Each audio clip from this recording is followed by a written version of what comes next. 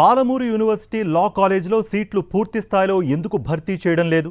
తొలి సంవత్సరంలోనే మొత్తం సీట్ల భర్తీ చేయకపోవడానికి కారణాలేంటి?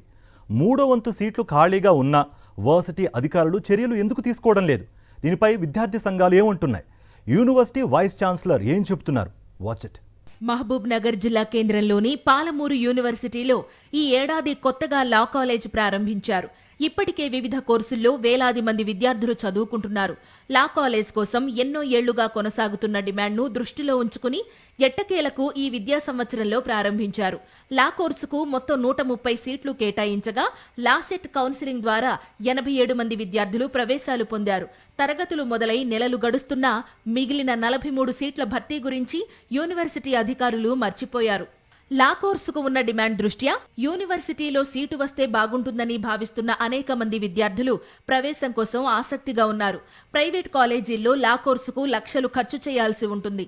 పేద విద్యార్థులకు మంచి అవకాశం వచ్చినా అధికారుల నిర్లక్ష్యం వల్ల ఒక విద్యా సంవత్సరంలోని సీట్లు వృధాగా పోతున్నాయని విద్యార్థి సంఘాల నేతలు విమర్శిస్తున్నారు. పాలమూరు యూనివర్సిటీకి కొత్తగా కోర్సు వచ్చినటువంటి కోర్సులో ఖాళీలుగా ఎందుకు ఉంచడం, ఉన్నటువంటి సీట్లను మొత్తం కూడా భర్తీ చేయడం ద్వారా అనేక మంది విద్యార్థులకు లాభం జరుగుతుందని చెప్పేసి మేము వివిధ రూపాల్లో చైర్మన్ గారిని కలిసాం, వీసీ గారిని కలిసాం. అయినప్పటికీ కూడా ఒకరి మీద ఒకరు నెట్టేసుకొని ఇది మొత్తం దారి తప్పించేటువంటి ప్రయత్నం చేస్తున్నారు. విద్యార్థుల హాజరు శాతాన్ని, విద్యార్థుల ఆందోళన ఏదో దృష్టిలో పెట్టుకొని ఈ సీట్లు నింపమని చెప్పడం అనేటువంటిది కరెక్ట్ కాదు. మిగిలిన సీట్ల భర్తీ కోసం ఉన్నత విద్యామండలి అధికారులు మరో విడత కౌన్సిలింగ్ నిర్వహించడం లేదంటే యూనివర్సిటీలో స్పాట్ అడ్మిషన్ల ద్వారా సీట్లు ఇచ్చే వెసులుబాటు ఉన్నా ఎవరూ పట్టించుకోవడం లేదని విద్యార్థి సంఘాల నేతలు మండిపడుతున్నారు. తాము ఎన్నోసార్లు విన్నవిస్తే వర్సిటీ అధికారులు ఉన్నత విద్యామండలికి ఓ లేఖ రాసి చేతులు దులుపుకున్నారని విమర్శిస్తున్నారు. ప్రైవేటు కాలేజీల్లో స్పాట్ అడ్మిషన్లపై శ్రద్ధ చూపించే ఉన్నత విద్యామండలి ప్రభుత్వ వర్సిటీలో అలా ఎందుకు చేయడం లేదని ప్రశ్నిస్తున్నారు. నూతనంగా వచ్చినటువంటి లా కోర్సు యొక్క సీరియస్నెస్ వాళ్ళకి అర్థమైతలేదు. ఈ లా కోర్సుకు ఎంత డిమాండ్ ఉందో. ప్రైవేట్ కాలేజీలలో 2 సంవత్సరాలు పర్ ఇయర్ ₹1,00,000 ఫీజు ఉంది.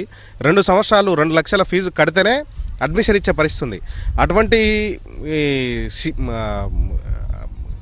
క్వాలిటీ ఎడ్యుకేషన్ ఉన్నటువంటి లా కాలేజ్ సీట్లను 43 సీట్లు నువ్వు ఎందుకు ఖాళీగా పెట్టినావని చెప్పి ఈ సందర్భంగా మేము ప్రశ్నిస్తా ఉన్నాం. యూనివర్సిటీ వీసీ శ్రీనివాస్ మాత్రం సీట్ల భర్తీ తమ పరిధిలో ఉండదని చెబుతున్నారు.